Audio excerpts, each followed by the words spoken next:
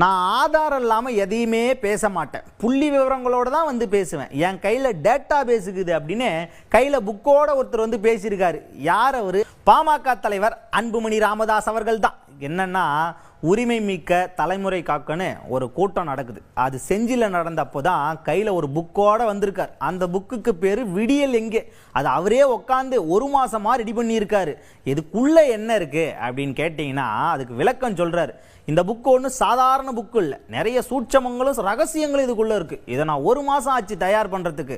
இதுக்குள்ளே என்ன இருக்குது அப்படின்னு பார்த்தீங்கன்னா, அதாவது இந்த திமுக தேர்தல் அப்போது 505 வாக்குறுதிகள் கொடுத்தாங்க. அதில் எத்தனை செயல்படுத்தாங்க? வெறும் 66 தான் செயல்படுத்தினாங்க.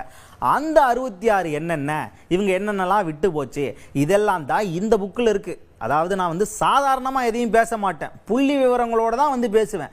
என் கையில் டேட்டா பேஸ் இருக்குது. இதை பற்றி ஒரு திமுக காரராச்சும் பேசியிருப்பாங்க?